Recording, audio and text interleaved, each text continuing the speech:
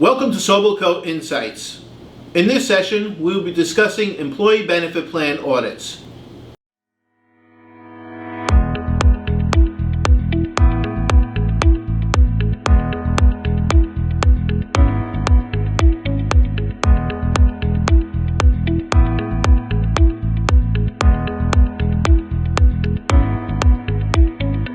Hi, my name is Brad Muniz. I'm the partner in charge of the assurance practice at SobelCo.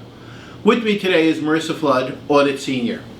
Marissa, so I know that we have a lot of different type of EBP, employee benefit plan audits. And that generally includes 401ks, profit sharing plans, 403Bs, ESOPs, defined benefit plans. I'm sure I missed one. I'm sure Liz will yell at me for missing one. But why do we audit? What requires a plan to have an audit? Is there a certain parameter that generally sets a requirement? Yeah, good question. So the size of the plan is the biggest requirement that you need in order to trigger the audit. So the size of the plan would be typically you'd see 100 and plus employees. That would be determined for an audit. Now employees would be eligible employees, and eligible employees are determined by anyone contributing into the plan, anyone who's eligible to contribute into the plan but is not contributing, and anyone who is retired and still has their assets in the plan. So if you read your plan document, you'd be able to determine what that eligibility requirement is. Sometimes I've seen plans that have 1,000 hours of service. Sometimes I've seen plans that are 100 hours of service, 1 month of service. Sometimes you're automatically eligible right from the start of the date of hire. So it really just depends on the plan document. But once that's determined, and if there's 100 employees who are eligible, whether you could go into any different 50 retired employees, 50 contributing employees, you would need an audit. And that's interesting. I want people to really understand it's not employees, because people are like, I only have 20 people working for me. It doesn't matter. If they were a participant in the plan or an eligible participant, or if they chose not to participate, they're still an eligible participant, right? And they're part of the whole count, and that's important. We actually had a client one time, I remember, I don't know if you were involved with this, but they had seasonal employees, and they allowed people to participate in the plan immediately upon hire. And I think in the end they had around 20 or 30 employees, but the problem is they had eligible hundreds, because of all these people that they gave automatic, and then the people they had to contribute for them. So it's really important for people to watch that criteria. You want to benefit the employees, but it may also require them to have an audit, I imagine, too. Okay. So, and the other thing you said, when you said about size, the total assets in the plan, that doesn't matter at all. That does not matter as long as the eligible employees. You're going to keep saying that over and over to me, Yes. huh? Yes, I am. So I got to listen to you, huh? Eligible, audit. Yeah. Okay. My wife says the same thing, so I don't listen to her either. Anyway. So eligible participants, that's what creates the audit. And I believe you said the 100, I think initial year is 120, but keep that 100 in mind. You have eligible people.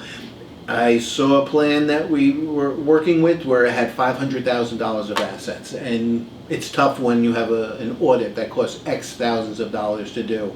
It just absorbs those plan assets sometimes. Okay, so let's get into the audit. Here's going to be a test for you. It's almost for the CPA exam. What are some of the common procedures that you do when you're performing the audit? So a lot of the things we do is just to determine whether or not the plan is in compliance with the DOL and the IRS regulations and standards. So we'll go through contribution testing, and we take a sample of contributions, and we make sure that they're being adequately remitted on time. We're making sure that they are correct based on the deferral percentage that a certain individual chooses. We're looking at distributions, and we're making sure that distributions are taken out properly and in compliance. Loans are taken out in compliance. I've seen certain plans, and all plan documents are different, so that's where we come in and we kind of determine whether they're in compliance with that document that's specifically for the said client. So sometimes loans can't be 2 or more taken out. We'll go in and make sure that everyone has only 1 loan taken out. Distributions, we have hardship distributions.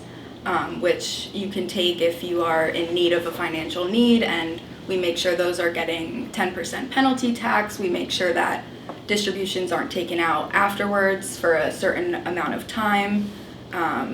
We do.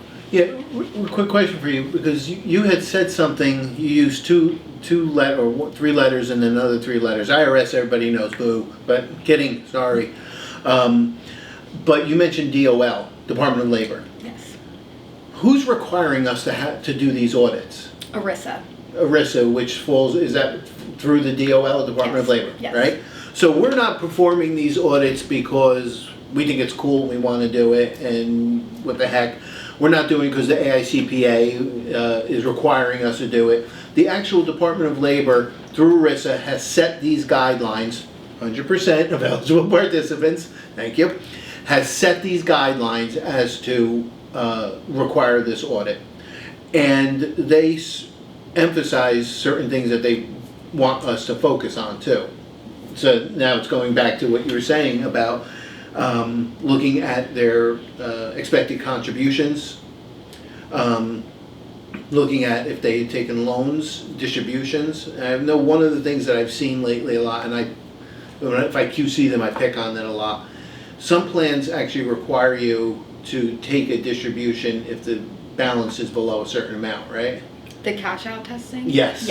Yes. So that would be if they are terminated during the year and the balance is below, depending on the plan document again, $5,000 or $1,000.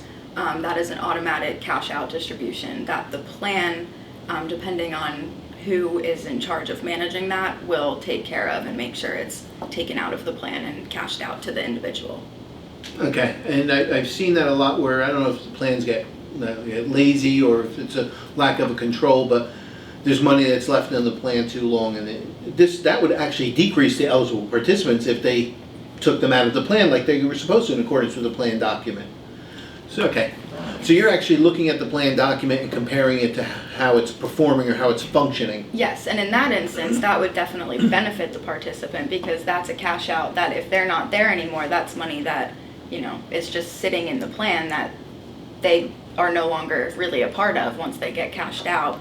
And that would, A, like you said, lower their eligibility, and B, that's your money that you worked for. So I would always suggest, kind of looking into that if you were terminated and asking your employer about it, because really what we find is that the plan sponsor is usually the people taking care of that. So if that just gets missed one year, then, that is a common mistake we do see. Okay. So I'm John Doe, and I hear that they're doing an audit of my 401k.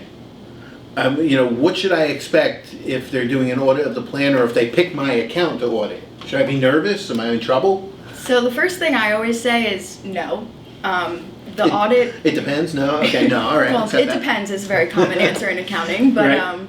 No, I would always say that the audit is to benefit the individual whose assets are in the plan. So if you're picked, most of the time you're not even really knowing that you're picked unless there is a mistake in your contributions or your distribution.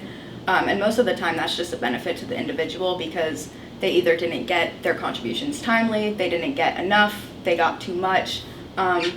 It's just kind of keeping them and their plan in line. But for the most part, we're kind of just in the background. We go through the plan sponsor and the management. What you will see is sometimes we will interview the participants randomly. It could be someone participating in the plan or someone who is eligible for the plan. And I always start off my interviews saying, don't worry, we're not here to catch you in any trouble. We're just here to make sure that everything is running smoothly and that the employees are happy in the plan. That's a great way to put it. I've talked to so many people that have received confirmations from auditors, and they say, I'm not going to answer that. And I'm like, well, you're kind of really helping the audit process. Why should I help you? It's like, what did I do to you to make you hate me so much? I'm actually trying to audit something to benefit you. Can you please answer it? No. So I guess if somebody is picked and they do receive a confirmation, we're just trying to verify that this was their intent, this was their balances, and it adds value to the audit process. Yes. We don't Okay. love finding mistakes. We just want to make sure that there are none. Right, and if we are, as you said, we're actually auditing this plan on the behalf of the members, the participants. So, laid into those answers that you just gave me, were some of the benefits of a plan audit itself. Is there anything else that brings value? I would also say looking into some benefits we do with distributions, like I was mentioning. A lot of things I've also found is the vesting percentages. That calculation is sometimes a little bit, wrong in some plans that I've seen. And for vesting, for those who don't know, when you are hired, your years of service, your employer will have a vesting amount. So you could be working for 1 year and be 100% invested, or you have to be working for 5 years to be 100% invested. Again, depends on the plan. But when you get terminated, you will get a payout of your 401k, or it could be rolled over. The vested amount is the contributions that you are able to take. And if that calculation is improperly calculated, you're not getting, the proper amount of contributions. And that's you work your whole life, you want to get what you saved up for. So that's something that we always look for too. And that's a really big benefit. Timeliness is a really big benefit, making sure that the contributions are getting timely paid. Employee match is really important. That's what I was just going to ask you about, because and the vesting usually relates to employer match. What's withheld from my paycheck as an employee, I can understand, I can calculate, I can see, but how do I know if the employer is calculating their contribution properly? And I imagine that that's part of your audit process. That's one of the benefits, is that you're looking over it. Now, you're not looking over every transaction. I want to make sure people know that as an audit, we cannot look over every transaction and re-perform everything.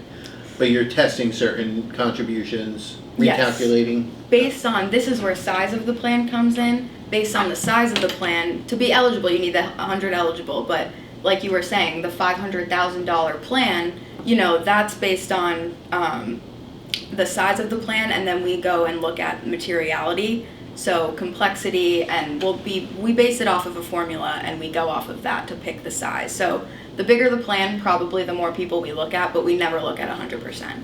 No, it'd be impossible. So, last question for you. Is there anything that, and we're not giving financial advice here in any way. I want to make sure everybody knows that. We're not financial advisors. You should talk to your separate financial advisor. In fact, we're not even in the tax department. We'll bring the tax department and they can you talk with them. But is there anything an individual can do in order to maximize their involvement in the plan? Yeah, so I do interview a lot of the participants in certain plans, and a few of the common things that I've seen is that statements are not being checked. I would recommend checking the statements on your account probably quarterly, just making sure that everything's correct. Understanding your employer match is a really big thing, because like we said, that calculation, we make sure it's correct, but if you know the calculation, then you can see that coming in, and if there's a mistake, you can take care of it right away, and you wouldn't need the audit to find that, because like we said, we don't look at everyone. And then just really reading your plan document and understanding exactly how you can maximize your benefits, whether that's when you get a raise, you raise your deferral percentage, understanding the match to see what the maximum amount you should be contributing is in order to really max out your match, and just understanding your plan a little bit. And I know a lot of the plans have meetings, annual meetings, where they will bring in the plan administrator, which sometimes an advisor, who's willing to talk to the participants. And the participants should listen to the presentations. I know that sometimes they could maybe sound boring or something, but listen to the presentations and talk with the advisor if they're available. Yes. Take advantage of what's being offered to you. They're very helpful and they're very knowledgeable. We work closely with the advisors and everyone, and your managers and employers, so everyone works together and they're very helpful. So if you have questions, definitely take advantage of talking to them. Great.